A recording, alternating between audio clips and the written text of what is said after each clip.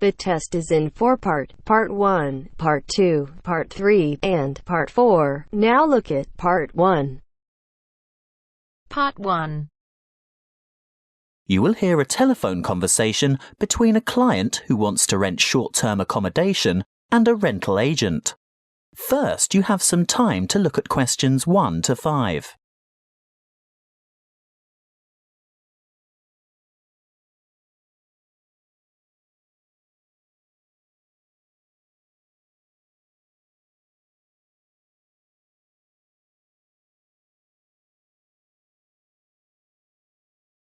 Now we shall begin. You should answer the questions as you listen, because you will not hear the recording a second time. Listen carefully and answer questions 1 to 5. Good morning. Ace Accommodation. How can I help you? Good morning. I'd like to organise some short stay accommodation on the Gold Coast, please. Certainly. Who am I speaking to? Miss McKinley. Sylvia McKinley. Could you spell your family name for me, please? It's MACKINLAY. Thank you. And your first name is Sylvia? Yes. Is that with an I or a Y? A Y, the old-fashioned way. That's SYLVIA. Thank you, Miss McKinley. Now, just for our records, can you tell me what country you live in? Of course.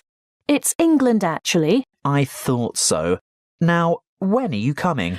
Well, at the moment, we're planning on arriving on July the 26th. Oh, the 25th. That's the last day of the public holiday, and it might be difficult to find something available on that date. No, we're coming on the 26th of July. Oh, well, that's fine then. We'll have lots of good places vacant by then, although you wouldn't be able to move in until late afternoon because our cleaning crew will need time to get everything ready for you. That suits us. Our flight won't get in until early evening anyway. How many of you will there be? Just my sister and myself. And how long do you intend to stay for? Oh, only a couple of weeks. We'd like to stay longer, but we'll have to get back to work. So, you're not coming on business then? No, it's just a holiday. Why? What difference does that make? Oh, you'd be surprised. Business people have different needs. You know, wireless internet, even fax machines and photocopiers. No, we won't need any of that stuff. We'll be coming to relax and get away from all that kind of thing. Before you hear the rest of the conversation, you have some time to look at questions 6 to 10.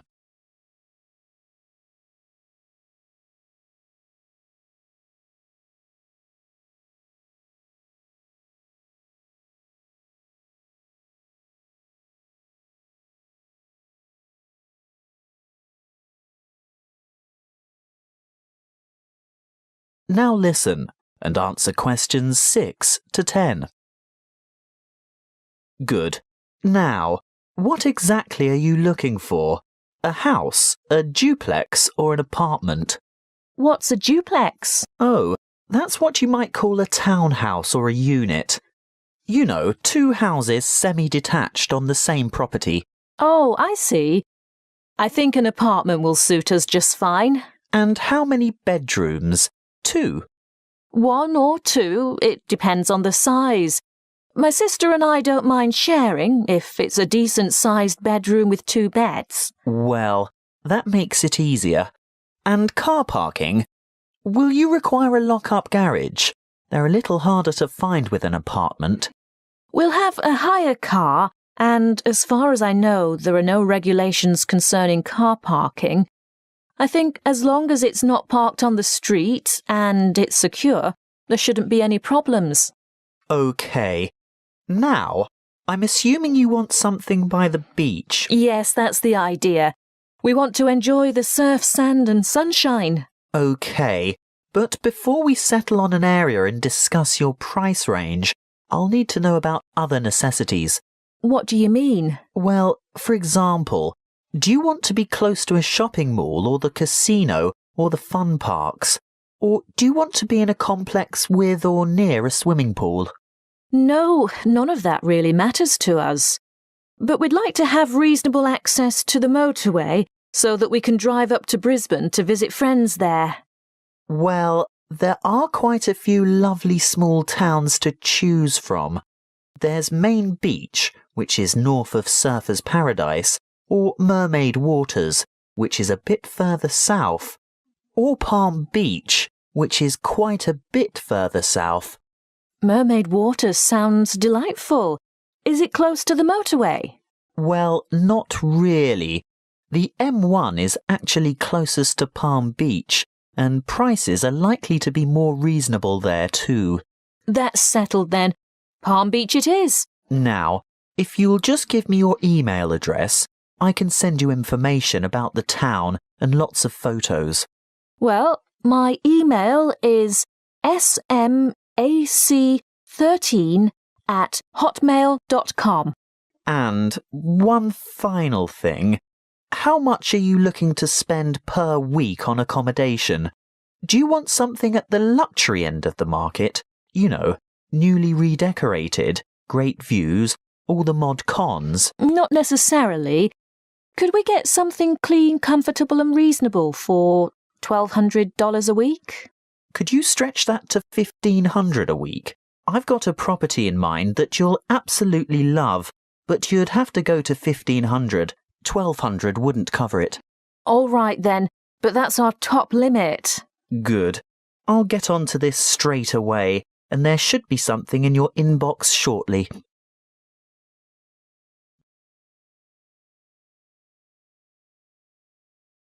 That is the end of part 1. You now have half a minute to check your answers.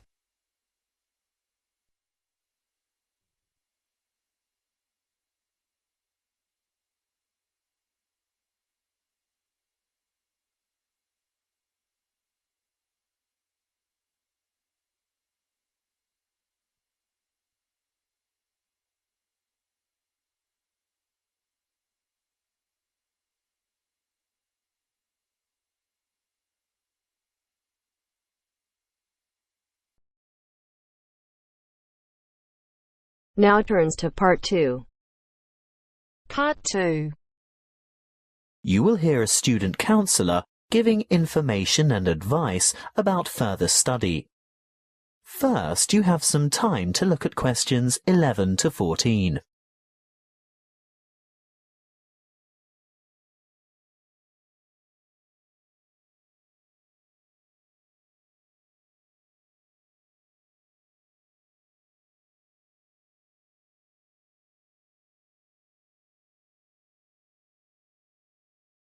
Listen carefully and answer questions 11 to 14. Are you thinking about further study? Well, listen to this before you make a decision. It will help you decide if going on to tertiary study is right for you, and it will help you make good decisions for the right reasons. It includes information about student life, what it will cost, and the different ways you can support yourself. What should you think about first? Well, obviously, you're thinking about tertiary study, and it's one of the biggest decisions you'll make in your life. What you decide now will affect the rest of your life. It's the last year of high school for most of you, and you're busy and under pressure. Perhaps you're thinking of going abroad, getting a job, or working for just a year or two to save some money before getting back to study. Let's assume you're choosing to continue studying next year. It's important that you set yourself goals and plan how you're going to achieve them. First off, career goals. What career do you want to pursue, or what is it your parents want you to do? Then, you need to think about employment opportunities at the end of your study. Will your qualification assist you in finding a rewarding job? Thirdly, course selection. Exactly what qualifications will you need? For instance, a degree, a diploma, or something else. Now we're down to study goals. The number of papers you can study at a time and what sort of grades you would like to attain. Before you hear the rest of the talk, you have some time to look at questions 15 to 20.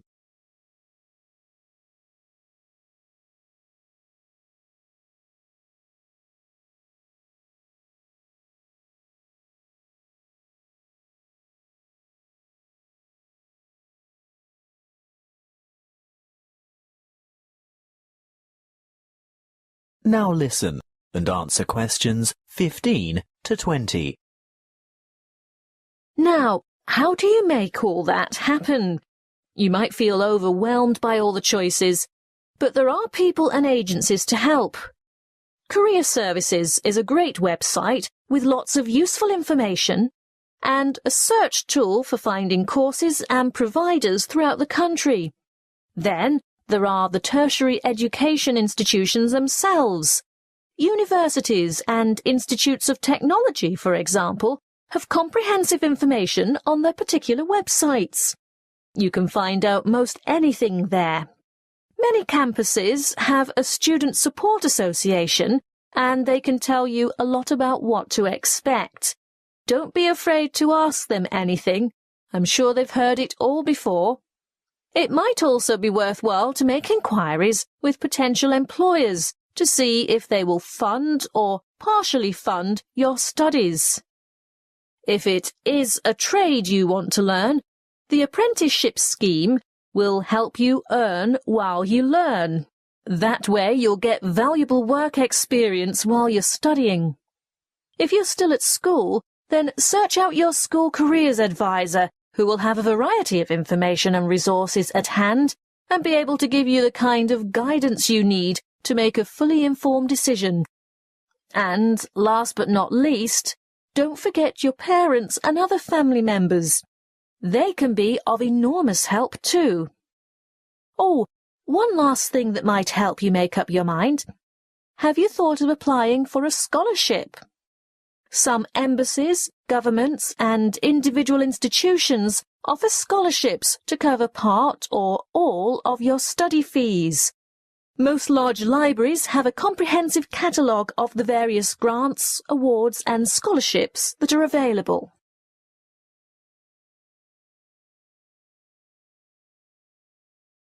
That is the end of part 2. You now have half a minute to check your answers.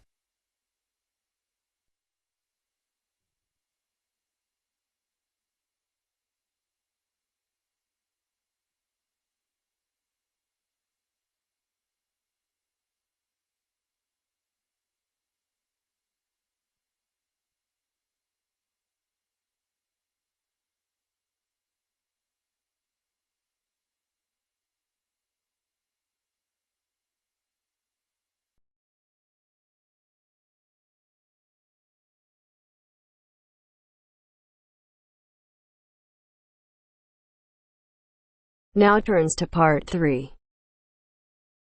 Part 3. You will hear a conversation between a lecturer and a psychology student asking for advice about research methods. First, you have some time to look at questions 21 to 25.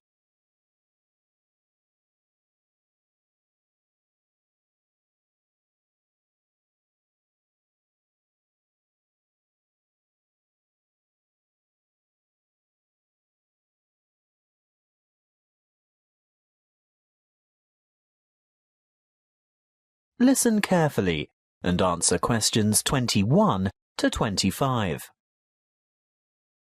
Good morning. Now, what is it you want to discuss today? Good morning, Dr. Reed. This assignment you've given us is the first psychology experiment I've had to do, and I'm not sure where to begin or which steps to take.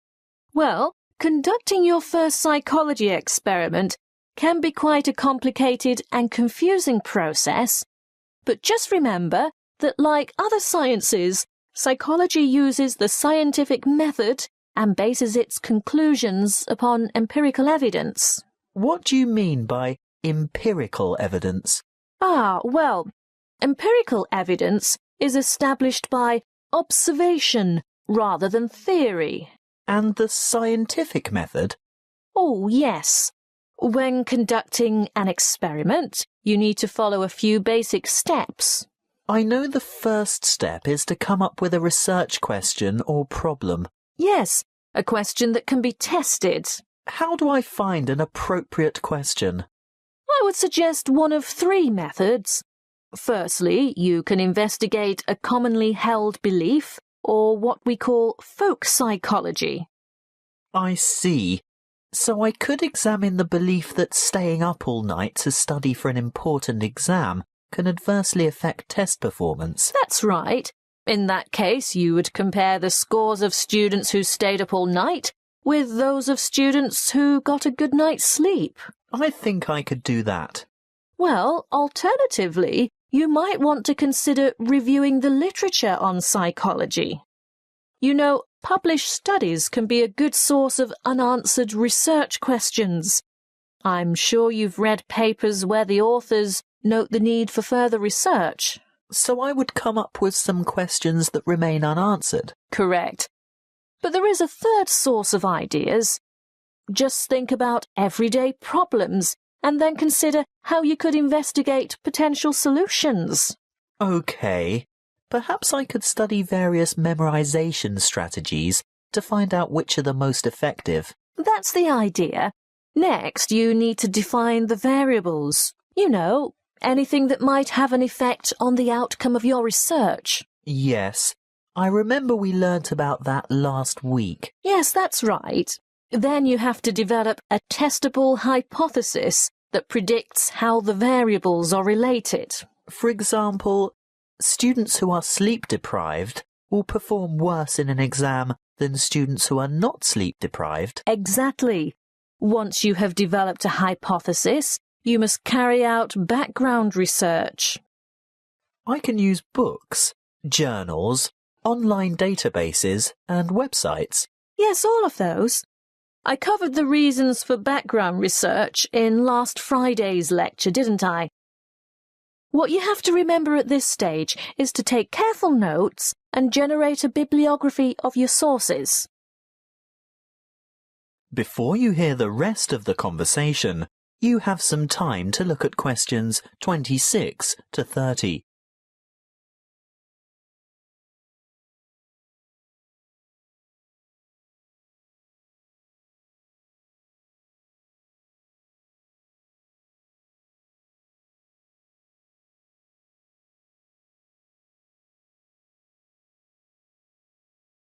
Now listen and answer questions 26 to 30. OK, I've got that.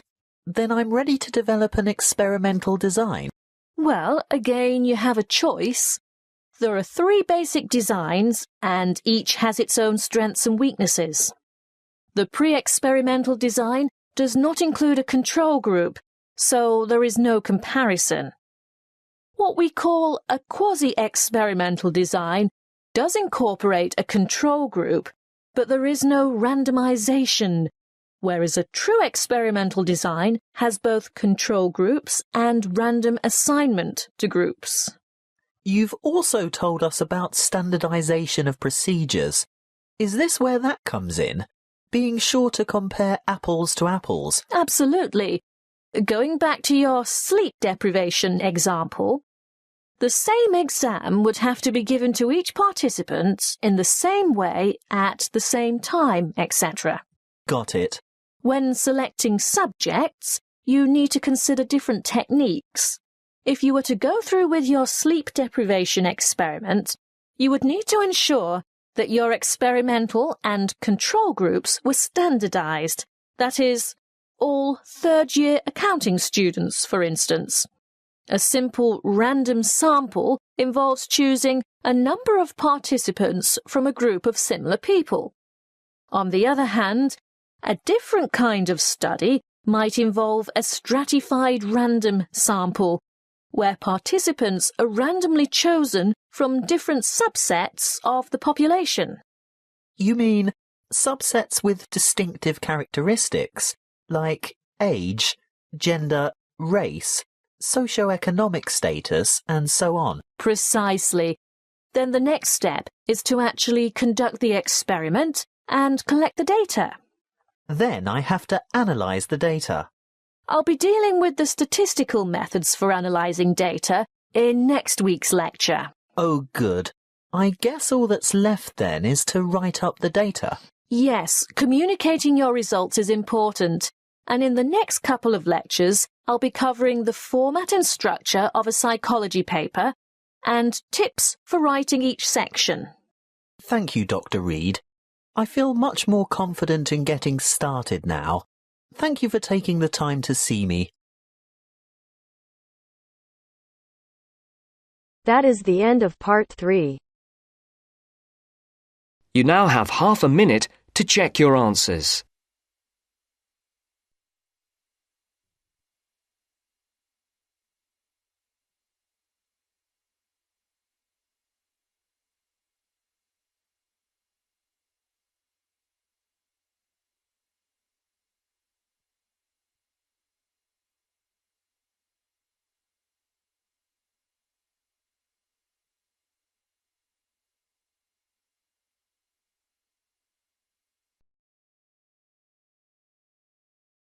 Now turns to part 4.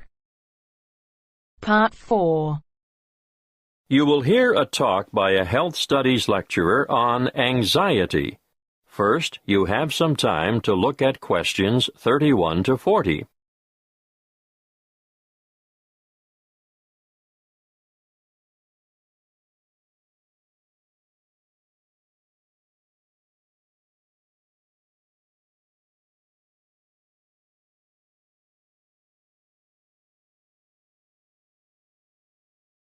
Listen carefully and answer questions 31 to 40. My talk today is on anxiety. Anxiety is something you've all experienced at some time in your life, so you'll know that it's an emotional condition in which feelings of dread, fear, and mental agitation predominate. However, what we call an anxiety state or anxiety neurosis or phobic state, they all mean the same thing, is characterized by anxiety reactions far greater than those normally expected for the circumstances, and these reactions may be severe and prolonged. This is the most common form of neurosis in westernized countries. Usually, normal anxiety decreases with repeated exposure to the feared situation, whereas a neurotic anxiety tends to increase. Gradually, the person is inclined to avoid the feared situation and views it with increasing dread. Sometimes there may be an inherited tendency for this, but usually environmental issues are more important. The individual may have been a worrier throughout life, and a stressful condition, just before symptoms set in, is common. Often there is a gradual build-up of anxiety, possibly for weeks or months before the ultimate break occurs. The precipitating cause is usually one of great significance to the patient, often related to personal events, such as bereavement, a breakup, threats to career, health, or personal integrity. What are the symptoms of phobia?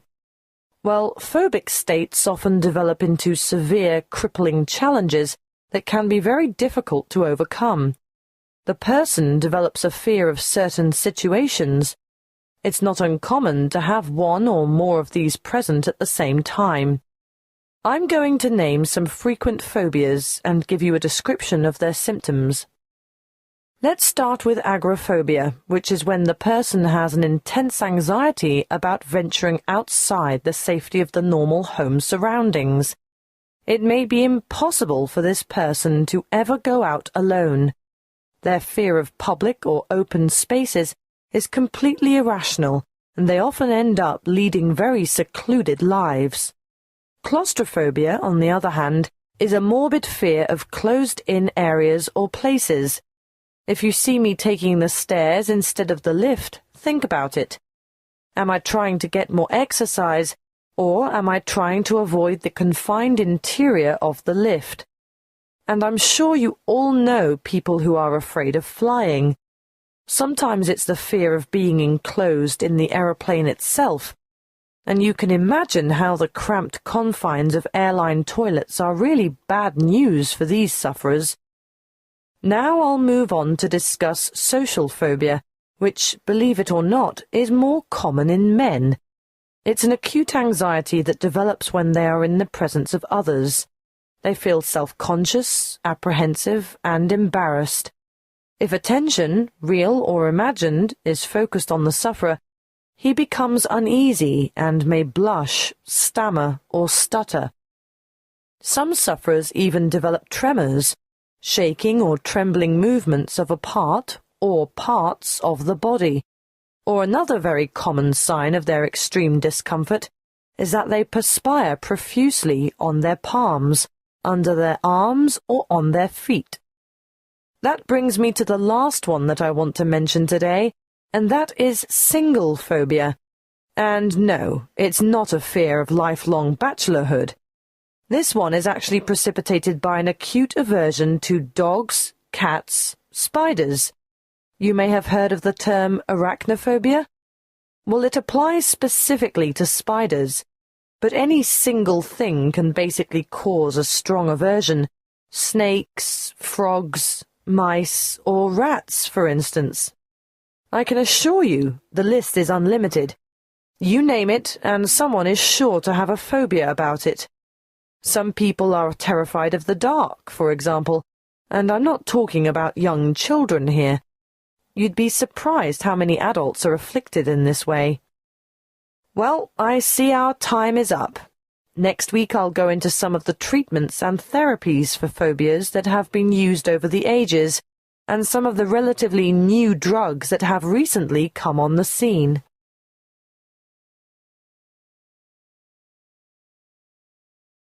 That is the end of part 4.